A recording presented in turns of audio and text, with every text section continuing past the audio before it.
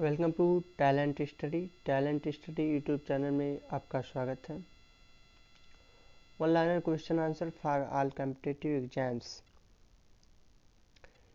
इस वीडियो में हम बात करेंगे भारतीय संविधान से संबंधित महत्वपूर्ण प्रश्नों के बारे में, जो कि आने वाले सभी कॉम्पिटिटिव एग्जाम्स के लिए काफ़ी महत्वपूर्ण होने वाला है।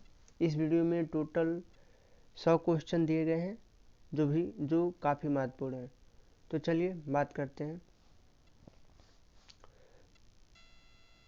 क्वेश्चन नंबर फर्स्ट, पहला प्रश्न है संविधान सभा की पहली बैठक कब हुई?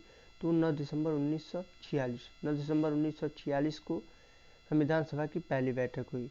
क्वेश्चन नंबर सेकंड है आंध्र प्रदेश राज्य का गठन किस वर्ष किया गया? तो 1956 नहीं, 1956, 1 नवंबर 1956। आंध्र प्रदेश राज्य का गठन 1 नवंबर 1956 ईस्वी को किया गया। एक फैक्ट और है कि भाषा के आधार पर गठित होने वाला देश का पहला राज्य कौन था? तो आंध्र प्रदेश था। उसका गठन कब हुआ? 1 नवंबर 1956 ईस्वी को।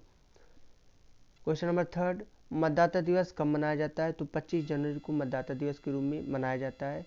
अगला प्रश्न है संविधान सभा की प्रथम बैठक के अध्यक्ष कौन थे? संविधान सभा की प्रथम बैठक के अध्यक्ष कौन थे? सच्चिदानंद सिन्हा। प्रथम बैठक कब हुई? संविधान सभा की प्रथम बैठक कब हुई? 9 दिसंबर 1946 ईस्वी को हुई। 9 दिसंबर 1946 ईस्वी को हुई, जिस दिन सच्चिदानंद सिन्हा को अस्थायी अध्यक्ष के रूप में चुना गया। और उसके एक दो दिन बाद 11 दिसंबर 1946 ईस्वी को डॉक्टर राजेंद्र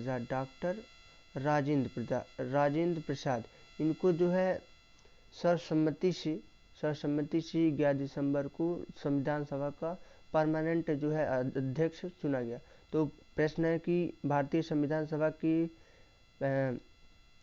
परमानेंट जो अध्यक्ष रहे वो कौन थे? तो डॉक्टर राजेंद्र प्रसाद। और आएगा जो अस्थायी अध्यक्ष रहे वो कौन रहे? तो सच्चिदानंद सिन्हा। अगला प्रश्न है भारत सरकार का लेखांकन का कार्य कौन करता है? तो महालेखा परीक्षक जो होता है, जो भारत सरकार के लेखांकन का कार्यभार संभालता है। कौन? महालेखा परीक्षक। अगला प्रश्न है कारगिल दिवस का गठन किस वर्ष हुआ? तो 26 जुलाई। कब मनाया जाता है? कारगिल दिवस कब मनाया जाता है? 26 जुलाई को मनाया जाता है। ये जो कारगिल युद्ध रहा 1999 ईस्वी में हुआ और 26 जुलाई को भारतीय सेना ने विजय प्राप्त करी थी कारगिल में। तो 26 जुलाई को ही अपना कारगिल विजय दिवस के रूप में मनाया जाता है। अगला प्रश्न है भारत सरकार का प्रथम विधिक सलाहकार कौन होता है? तो महान्यायवादी जो होता है भारत सरकार का प्रथम विधिक सलाहकार होता है। चलिए आगे देखते हैं।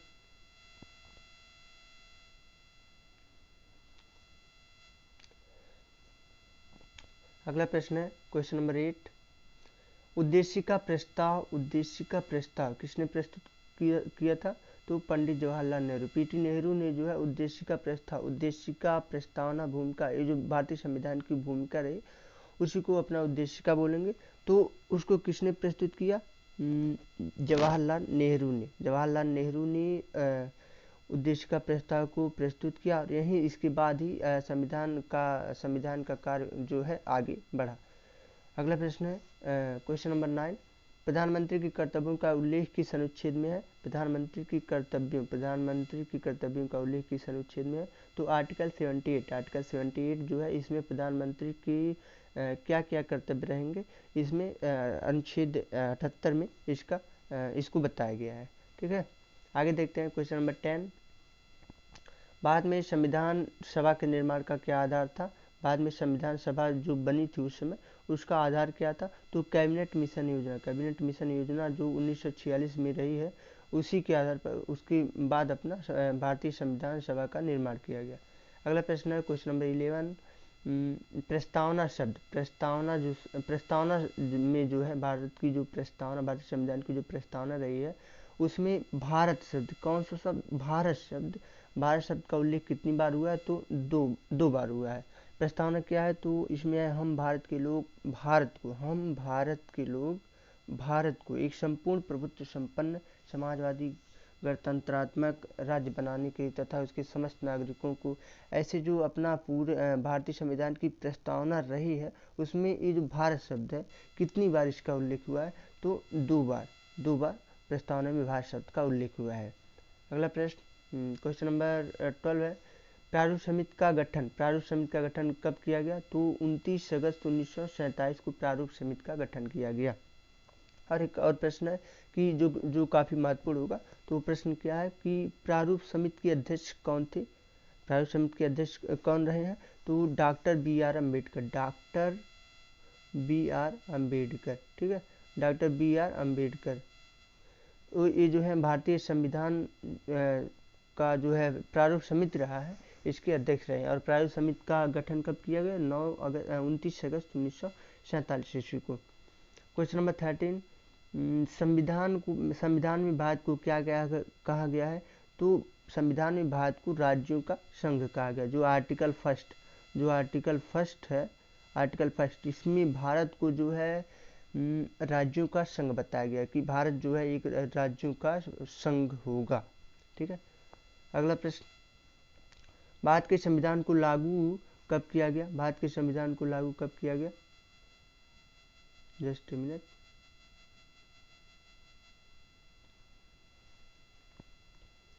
तो देखते हैं अपना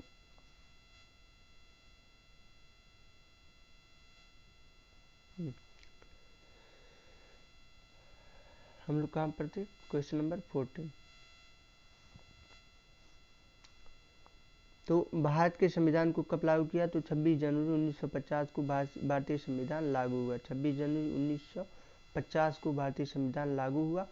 और जो है इसी 26 जनवरी 1950 को लागू हुआ और इसी को ही अपना 26 जनवरी को ही अपना गणतंत्र दिवस के रूप में हम लोग प्रत्येक वर्ष मनाते हैं, ठीक है। अगला प्रश्न है, संपत्ति का मौलिक अधिकार के रूप में किस संशोधन द्वारा समाप्त किया गया। जो संपत्ति का मौलिक अधिकार रहा है तो उसको किस संविधान संशोधन द्वारा जो है मूल अधिकार इससे अलग कर दिया गया, तो 44वें संविधान संशोधन द्वारा संपत्ति की अधिकार को मौलिक अधिकार से हटा दिया गया है।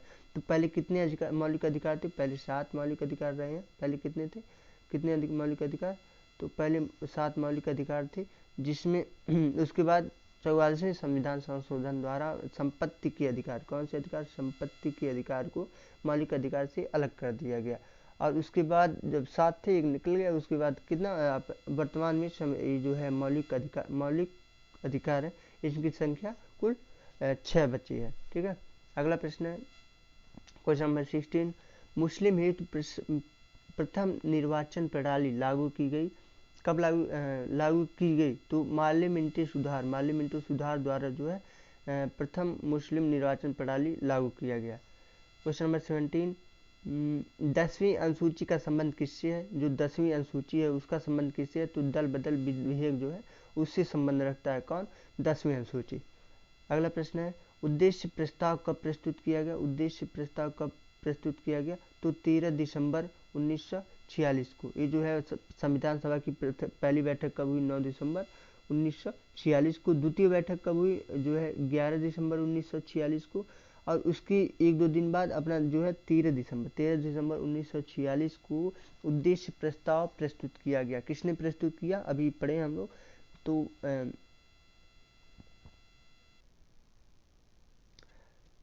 पंडित जवाहरलाल नेहरू ने 13 दिसंबर 1946 को उद्देश्य प्रस्ताव प्रस्तुत किया और इसके बाद से संविधान का कार्य आगे बढ़ा। अगला प्रश्न है, नगर पालिकाओं को संवैधानिक मान्यता किस संविधान संशोधन के द्वारा प्रदान की गई, तो 74वां संविधान संशोधन जो रहा है इसके द्वारा नगर पालिकाओं को संवैधानिक मान्यता प्रदान की गई। अगला प्रश्न, झंडा समिति के अध्यक्ष कौन थे, तो इसमें जैसे संविधान सभा जब बन रही तो उसमें कई समितियां, जैसे एक है प्रारूप समिति, संघ शक्ति समिति, ऐसी और झंडा समिति, जो ऐसे समितियां रही हैं, तो उसमें से जो झंडा समिति इसके अध्यक्ष कौन थे, जी.वी. कृपलानी। अगला प्रश्न है, हाँ, क्वेश्चन नंबर 21, धार्मिक स्वतंत्रता का अधिकार किस अनुच्छेद के अंतर्गत आता है? तो आर्टिकल 25 जो है इसके अंतर्गत धार्मिक स्वतंत्रता का अधिकार आता है।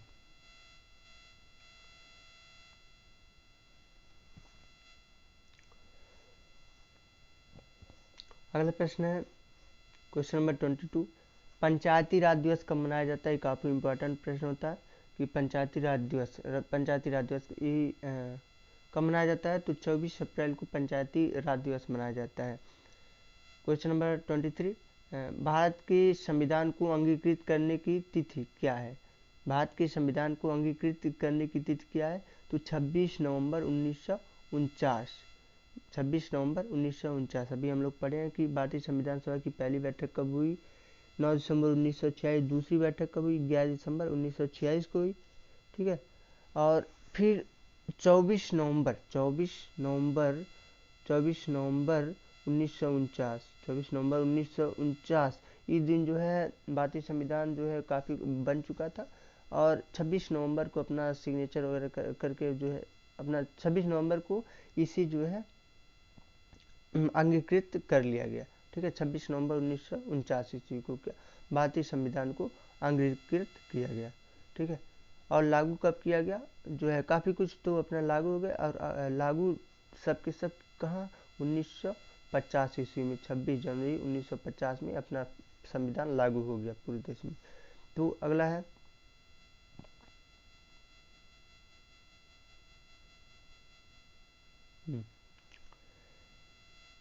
क्वेश्चन नंबर 24, देश के एकमात्र निर्विरोध राष्ट्रपति, बिना विरोध के, तो देश के एकमात्र निर्विरोध राष्ट्रपति कौन चुने गए? तो नीलम संजीव रेड्डी, ये जो है निर्विरोध राष्ट्रपति चुने गए।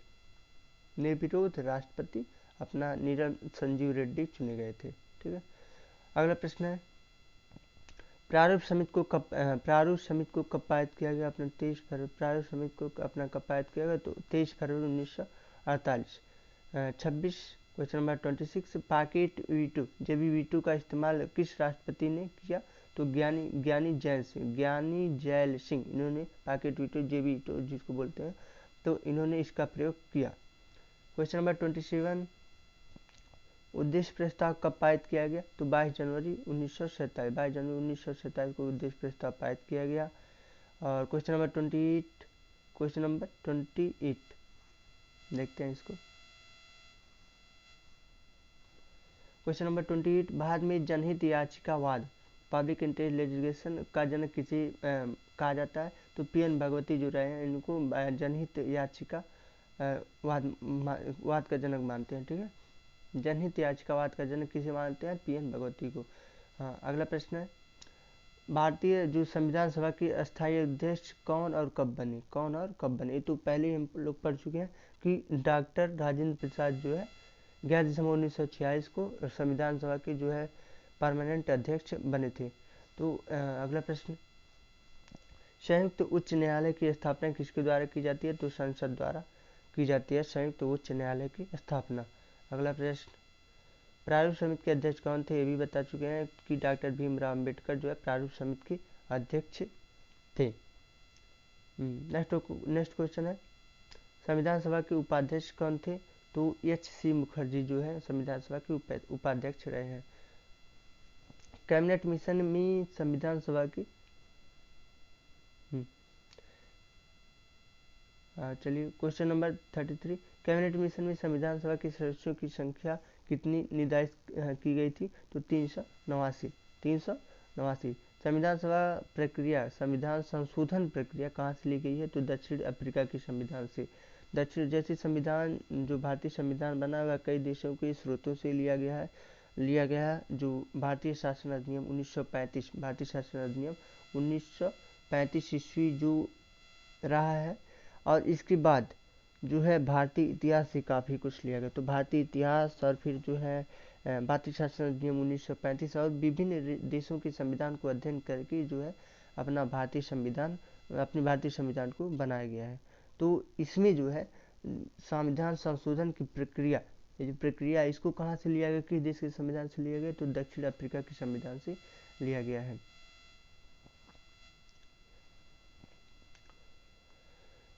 अगला प्रश्न है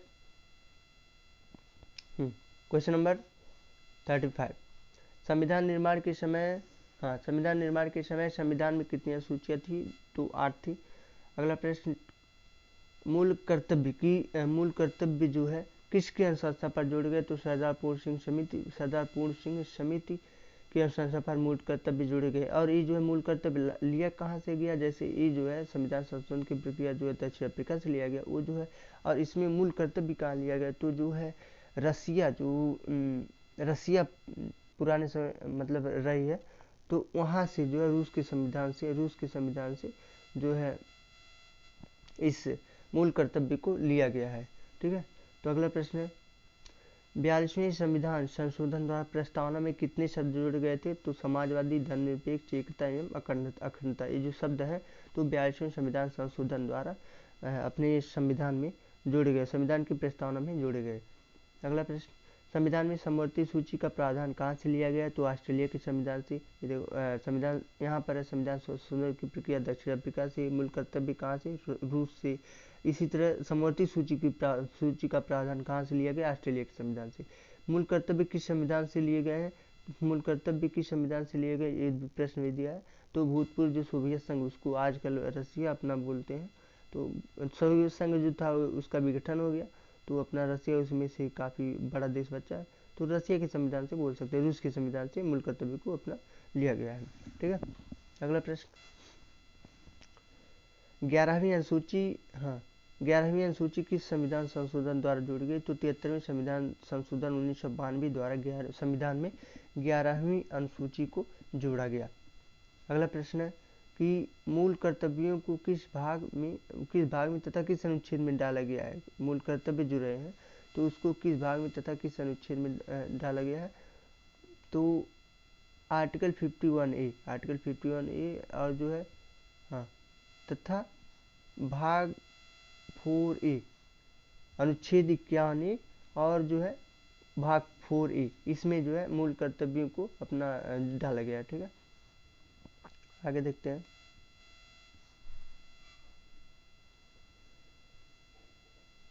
क्वेश्चन नंबर 42, 10वीं अनुसूची किस संविधान संशोधन द्वारा जोड़ी गई? तो 52वां जो संविधान संशोधन रहा है वो कब हुआ?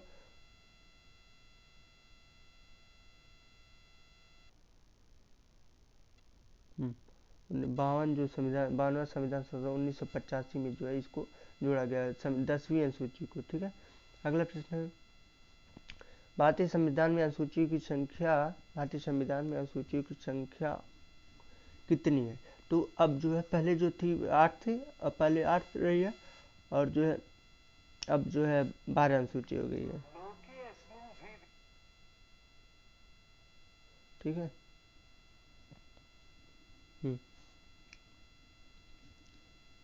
अगला प्रश्न है क्वेश्चन नंबर 44, किस संविधान में पंचायती राज व्यवस्थाओं का वर्णन किया गया है? किस संविधान में पंचायती राज व्यवस्थाओं का वर्णन किया गया है? तो 11वीं अनुसूची में पंचायती राज व्यवस्थाओं का वर्णन किया गया है। क्वेश्चन नंबर 45, भारत की 22 भाषाओं का उल्लेख जो है किस अनुसूची में मिलता है? तो 8वीं अनुसूची जो रही है उसमें भारत की जो है मान्यता प्राप्त जो 22 भाषाएं हैं उनका उल्लेख किया गया है। अगला प्रश्न 52वां संविधान संशोधन जो है उसमें उसके द्वारा किन किन भाषाओं को जोड़ा गया? तो बोडो, डोगरी, मैथिली और संस्थाई। शॉर्ट फॉर्म में अपना याद करने के लिए बोल सकते हैं BDMS, B for Bodo, D Dogri, M Maithili, S Santhali. ठीक है, तो अगला प्रश्न है केंद्र और राज्य के बीच शक्तियों का बंटवारा किस अनुसूची के अंतर्गत आता है? तो वो जो है 7वीं अनुसूची। ठीक है, क्वेश्चन नंबर 48, तो अवशिष्ट शक्तियों को केंद्र के पास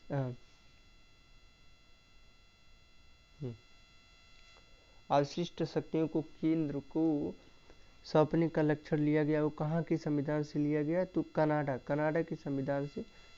के संविधान से अवशिष्ट शक्तियों को जो है केंद्र के पास होगा। यह कहाँ से लिया गया है? कनाडा के संविधान से। आगे देखते हैं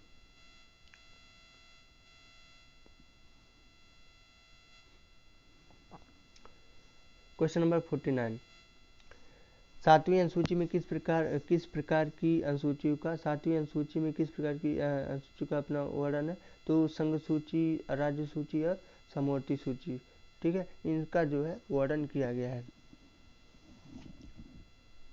क्वेश्चन नंबर 50, किस अधिनियम द्वारा भारत का गवर्नर जनरल पद सृजित किया गया? तो चार्टर एक्ट 1833 का जो है चार्टर एक्ट रहा है, उसके द्वारा भारत में गवर्नर जनरल का पद जो है अपना सृजित किया गया।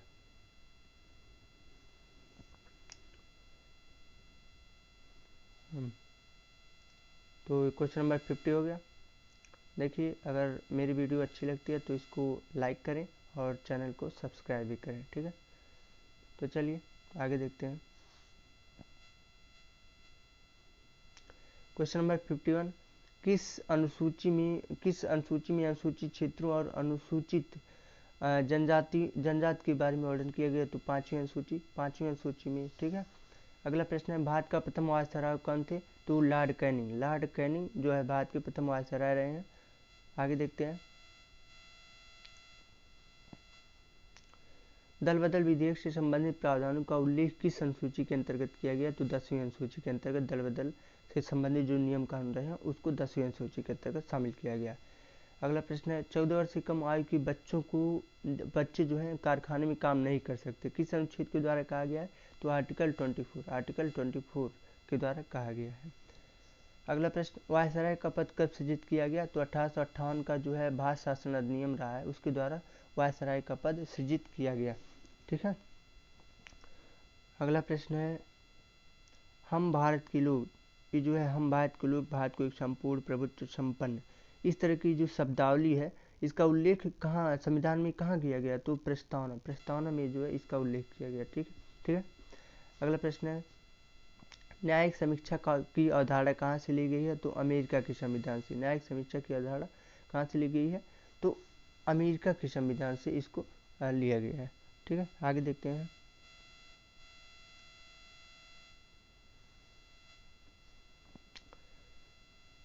क्वेश्चन नंबर 58, बंगाल के पहले गवर्नर जनरल कौन थे? Warren Hastings. अगला प्रश्न है, राष्ट्रपति किस अनुच्छेद के द्वारा दोनों सदनों की संयुक्त बैठक बुलाता है? अनुच्छेद 108 द्वारा संविधान जो है दोनों संसद के दोनों सदन कौन कौन, राज्यसभा और लोकसभा, इनकी जो है संयुक्त बैठक बुलाता है, ठीक है। अगला प्रश्न है, सर्वोच्च न्यायालय के प्रथम मुख्य न्यायाधीश कौन थे? तो हीरालाल जी कानिया जो है अपना संविधान की सभा की सर्वोच्च न्यायालय के अपने मुख्य न्यायाधीश रहे हैं, ठीक है। अगला है, भारतीय संविधान का सबसे बड़ा स्रोत क्या है? तो 1935 का भारत शासन अधिनियम। 1935 का बात बताएं कि 1900 काफ़ी भारतीय संविधान जो बना है काफ़ी कुछ 1935 के संविधान से बना है और कुछ विदेशों के संविधान से लिया गया, कुछ भारतीय इतिहास से उठाकर अपना लिया गया है। तो इन सब से जो है अपना भारतीय संविधान बना। इनमें सबसे बड़ा योगदान किसका रहा? तो 1935 का जो भारत शासन अधिनियम रहा इसका काफ़ी योगदान रहा, ठीक।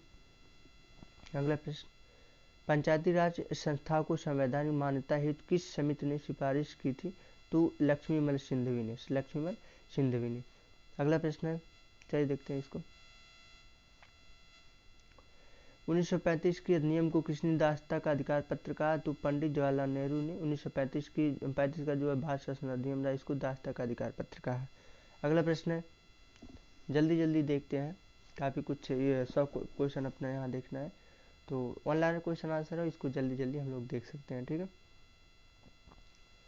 तो क्वेश्चन नंबर 64, तो संविधान सभा के संवैधानिक सलाहकार कौन थे? तो सर बी एन राव जो है संविधान सभा के संवैधानिक सलाहकार रहे हैं। अगला है, विश्व दिवस कब मनाया जाता है? इसको आगे इसको पढ़ चुके हैं हम लोग कि विश्व दिवस कब मनाया जाता है? 26 नवंबर 1949 को भारतीय संविधान जो है अंगीकृत किया गया और इसी दिन जो है अब जो है 26 नवंबर को अपना विश्व दिवस के रूप में मनाया जाता है। अगला प्रश्न, मंत्रिमंडल शब्द का उल्लेख जो है किस अनुच्छेद में है? तो अनुच्छेद 352 में जो है मंत्रिमंडल शब्द का उल्लेख अपना किया गया है। हाँ, क्वेश्चन नंबर 67, प्रथम बार राष्ट्रीय ध्वज कब फहराया गया? तो 26 जनवरी 1930 को फहराया गया। शिक्षण संस्थानों में धार्मिक शिक्षा का प्रतिबंध किस अनुच्छेद की तहत लगाया गया है? तो आर्टिकल 28। आर्टिकल 28। कांग्रेस के किस अधिवेशन में पूर्ण स्वराज की घोषणा हुई? कांग्रेस के किस अधिवेशन में पूर्ण स्वराज की घोषणा हुई? तो लाहौर अधिवेशन जो रहा है, तो इसी में जो है पूर्ण स्वराज की अपनी घोषणा हुई। ठीक है। मतदाता की आयु जो है पहले कितनी थी? 21 वर्ष थी। 21 वर्ष थी और अब जो है 18 वर्ष है। तो किस संविधान संशोधन द्वारा मतदाता की आयु 21 वर्ष से घटाकर 18 वर्ष कर दी गई? तो 61वां संवैधानिक संशोधन जो रहा है, 61वां संवैधानिक संशोधन 1989, इसी के द्वारा मतदाता की आयु 21 वर्ष से घटाकर 18 वर्ष कर दी गई है। अगला क्वेश्चन है, डॉक्टर भीमराव अम्बेडकर जो है किस प्रदेश से संविधान सभा में सदस्य थे? मतलब किस प्रदेश से संविधान सभा में अपना आए थे? तो मुंबई के द्वारा। ठीक है। अगला प्रश्न है क्वेश्चन नंबर 72, राष्ट्रीय ध्वज की जो डिजाइन है उसको किसने तैयार किया? तो पिंगली वेंकैया ने राष्ट्रीय ध्वज का डिजाइन तैयार किया। आधुनिक भारत का मनु किसे कहा जाता है? तो डॉक्टर बी आर अम्बेडकर को आधुनिक भारत का मनु कहा जाता है। अगला क्वेश्चन है, दोनों सदस्यों की संयुक्त बैठक को बुला सकता है? मतलब संसद की दोनों सदस्यों, राज्यसभा एवं लोकसभा की जो है संयुक्त बैठक कौन बुला सकता है? तो राष्ट्रपति बुला सकते हैं। ठीक है। अगला प्रश्न है क्वेश्चन नंबर 75, बाद में प्रथम आम चुनाव कब हुआ? जो है बाद में प्रथम आम चुनाव जो है कब हुआ? तो 1951 और 52 में बाद में प्रथम आम चुनाव हुआ। चलिए देखते हैं क्वेश्चन नंबर 76, नवी अनुसूची किस संविधान संशोधन द्वारा जोड़ी गई? तो प्रथम जो है अपना संविधान संशोधन 1951 द्वारा जो है अपना 1951 हुआ। कब कौन संविधान संशोधन रहा? पहला संविधान संशोधन जो रहा उसी के द्वारा संविधान में जो है नवी अनुसूची को जोड़ा गया। आगे देखते हैं, संविधान संशोधन द्वारा प्रस्तावना में संशोधन किस संशोधन के द्वारा अपना किया गया? तो 42वां जो संवैधानिक संशोधन रहा है, इसमें जो है इसी के द्वारा अपना प्रस्तावना में उसको अपना संशोधन किया गया। ठीक है। अगला प्रश्न है, शोषण के विरुद्ध अधिकार किस अनुच्छेद के अंतर्गत आते हैं? शोषण के विरुद्ध अधिकार जो है वो किस अनुच्छेद के अंतर्गत है? तो आर्टिकल 23 एंड 24। आर्टिकल 23 एंड 24 जो है ये जो है शोषण के विरुद्ध अधिकार अपने आते हैं। ठीक है। अगला है 79, मौलिक अधिकार किस देश के संविधान से लिया गया? मौलिक अधिकार जो है किस देश के संविधान से लिया गया? तो अमेरिका के संविधान से। मौलिक कर्तव्य कहाँ से लिया गया है? उसको रूस के संविधान से लिया गया है। अगला प्रश्न, किस संविधान संशोधन द्वारा दिल्ली को राष्ट्रीय राजधानी का दर्जा दिया गया? तो 69वां जो संवैधानिक संशोधन रहा इसके द्वारा दिल्ली को जो है राष्ट्रीय राजधानी क्षेत्र का दर्जा दिया गया है। अगला प्रश्न, ईस्ट इंडिया कंपनी के शासन का अंत किस अधिनियम के द्वारा किया गया? तो 1858 का जो भारत शासन अधिनियम रहा है उसी के द्वारा जो है अपना ईस्ट इंडिया का शासन का अंत जो हो गया। पहले क्या था, जो है अंग्रेज जो है भारत में व्यापार के उद्देश्य से आए, तो ये जो ईस्ट इंडिया रही तो इसकी जो सेना थी अपनी ईस्ट इंडिया ही शासन अपना काम अपना करती थी। तो 1857 में जब भारत का जो है प्रथम स्वतंत्रता संग्राम हुआ, विद्रोह हुआ, भारत स्वतंत्रता संग्राम जब हुआ उसके बाद जो है 1858 में भारत शासन अधिनियम जो है ब्रिटिश से आया। भारत शासन अधिनियम जो है ब्रिटिश संसद में अपना पारित हुआ। तो और जो है कंपनी से जो है शासन का कार्य जो है सीधे ब्रिटेन के पास चला गया। ठीक है। तो यही है कि ईस्ट इंडिया कंपनी के शासन का अंत किस अधिनियम के द्वारा किया गया? तो 1858 का भारत शासन अधिनियम। नेक्स्ट क्वेश्चन देखते हैं हम लोग। क्वेश्चन नंबर 82, लोक लेखा समिति कितने और किस सदन के सदस्य होते हैं? तो लोक लेखा समिति जो होती है उसमें जो है टोटल 22 सदस्य होते हैं, जिसमें लोकसभा से 15 सदस्य एवं राज्यसभा से 7 सदस्य होते हैं। लोकसभा से टोटल 22 होते हैं, लोकसभा से 15 और राज्यसभा से 7 सदस्य होते हैं। ठीक। नेक्स्ट क्वेश्चन है राष्ट्रीय आपात जो है किसमें और कौन से अनुच्छेद का निलंबन हो जाता है, मतलब राष्ट्रीय आपात के समय किस अनुच्छेद का अपना निलंबन हो जाता है, तो आर्टिकल जो है 19, आर्टिकल 19 जो है हो जाता है, तो इसका निलंबन हो जाता है। ठीक है।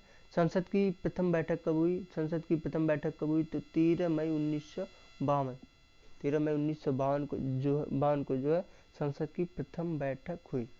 अगला प्रश्न है,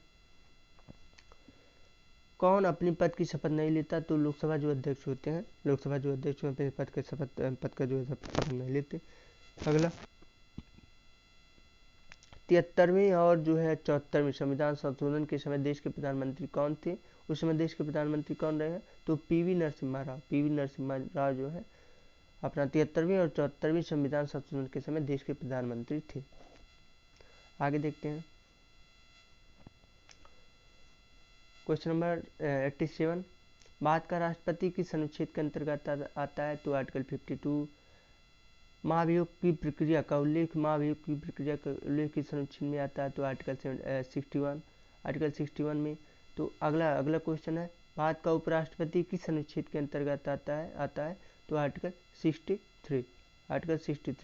यहाँ काफ़ी इंपॉर्टेंट है, आर्टिकल जो होते हैं ये काफ़ी इंपॉर्टेंट होते हैं अपने। तो यहाँ पर दिया गया, जैसे पहला 87 में देखेंगे, राष्ट्रपति किस अनुच्छेद के अंतर्गत आता है, 52 में। महाभियोग की प्रक्रिया किस अनुच्छेद के अंतर्गत आती है, तो अनुच्छेद जो है 61 है। और भारत का उपराष्ट्रपति किस अनुच्छेद के अंतर्गत आता है, तो ये जो है क्वेश्चन नंबर आर्टिकल जो है 63 के अंतर्गत। ठीक, चलिए आगे देखते हैं, क्वेश्चन नंबर 90, भारतीय संविधान का मैग्ना कार्टा जो है किस भाग को कहा जाता है, भारतीय संविधान का मैग्ना कार्टा अधिकार पत्र जो है किस भाग को कहा जाता है, तो भाग 3 मौलिक अधिकार को भारतीय संविधान का मैग्ना कार्टा कहा जाता है। ठीक है। तो क्वेश्चन नंबर 91, धन विधेयक को संसद के किस सदन में पेश किया जा सकता है, तो लोकसभा होता है। तो केंद्र स्तर यानी संघ स्तर पर जो है धन विधेयक को लोकसभा में प्रस्तुत किया जा सकता है, और राज्य स्तर पर धन विधेयक को इसी तरह से विधानसभा में प्रस्तुत किया जा सकता है, सिर्फ विधानसभा में और यहाँ लोकसभा में।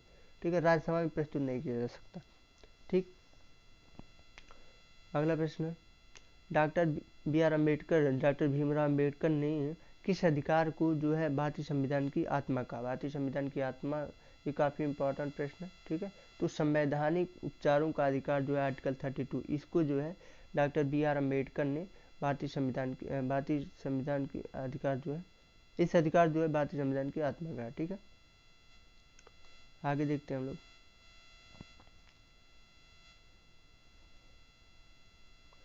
क्वेश्चन नंबर 93, किस संशोधन द्वारा संपत्ति के मूल अधिकार को एक कानूनी अधिकार बनाया गया, तो ये पहले भी पढ़ चुके हैं। 44वें संविधान संशोधन 1979 द्वारा इसको जो है संपत्ति का मूल अधिकार जो रहा है, इसको हटाकर, मूल अधिकार से हटाकर एक सिर्फ एक कानूनी अधिकार बना दिया है। ठीक है, अगला है, राज्यसभा का पदेन सभापति कौन होता है, तो उपराष्ट्रपति होते हैं। ठीक है, अगला है क्वेश्चन नंबर 95, केंद्र और राज्य के बीच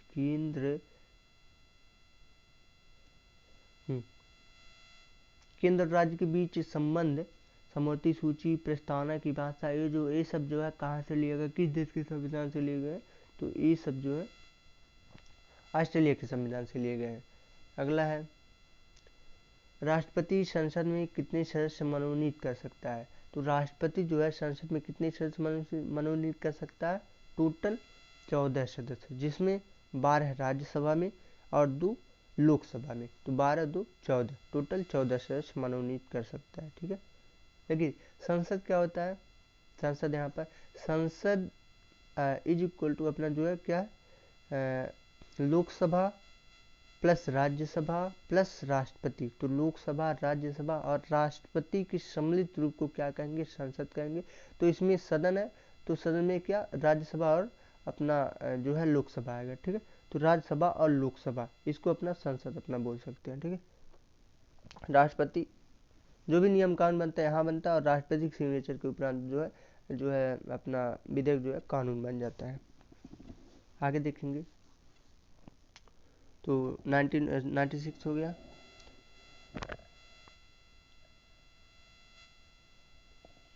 क्वेश्चन नंबर 97, प्राक्कलन समिति में कितने और किस सदन के सदस्य होते हैं? तो लोकसभा के सदस्य होते हैं। कितने सदस्य होते हैं? 30 सदस्य होते हैं। अगला है, धन विधेयक किस अनुच्छेद में उल्लिखित है? तो जो है आर्टिकल 110 अनुच्छेद 110 जो है अनुच्छेद 110 जो है उसमें जो है धन विधेयक का उल्लेख किया गया। ठीक है। अगला है 99, प्रांतीय संविधान समिति की अध्यक्ष कौन थे? प्रांतीय संविधान समिति के अध्यक्ष कौन थे? तो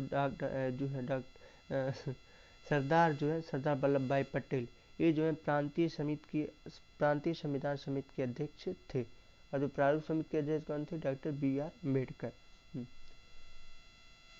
क्वेश्चन नंबर 100 ये जो है लास्ट अपना है, तो लास्ट क्वेश्चन को देखते हैं। संसद में धन विधेयक को प्रस्तुत करने के पूर्व किसकी अनुमति आवश्यक है? किसकी अनुमति आवश्यक है? तो राष्ट्रपति।